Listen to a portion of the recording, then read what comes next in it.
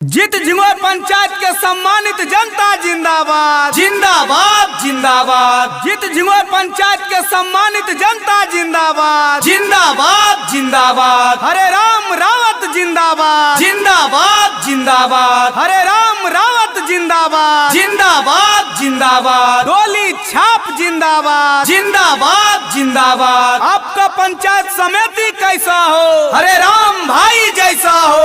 आपका पंचायत समिति कैसा हो, हरे राम भाई जैसा हो।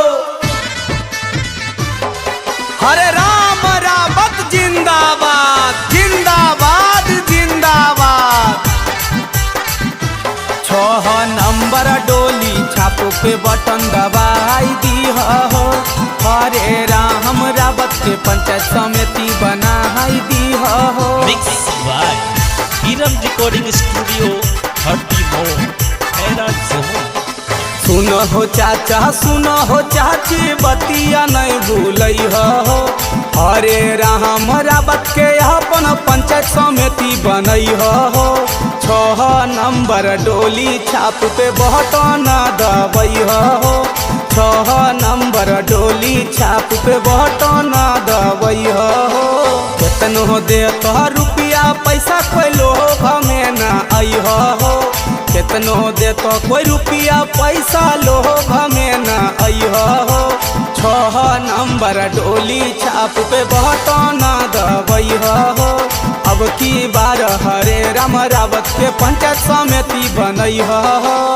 तो याद रहे जन जन के चहेता, युवा बिहारी नेता, गरीबों का बेटा भाई हरे राम रावत जी लाए हैं डोली छाप निशान, तो भूलेंगे नहीं डोली छाप। जी हाँ, जो कि क्रमांक संख्या 6 पर है। याद रहे माता एवं बहनों, नौजवान किसान भाइयों, डोली छाप पर बटन दबाना है और भाई हरे राम रावत जी को अपना पंचायत समिति बनाना है।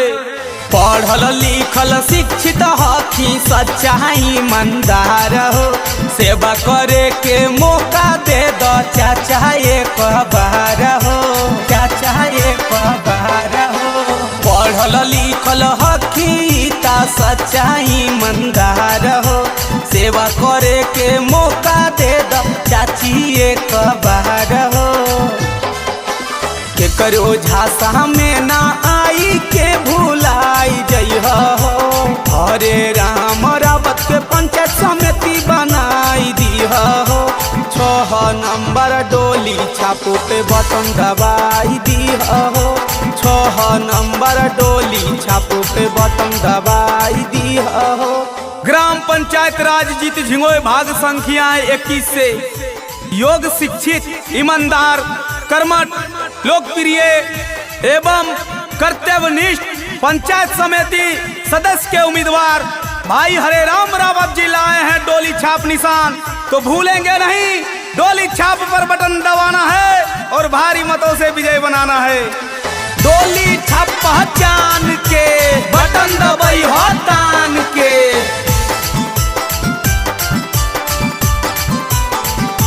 6 नंबर डोली छाप पे बटन दबाई दी हो। हरे राम रावत के पंचायत समिति बनाई दी हो। सबके हक अधिकार दियावे में करो हकी सहायता।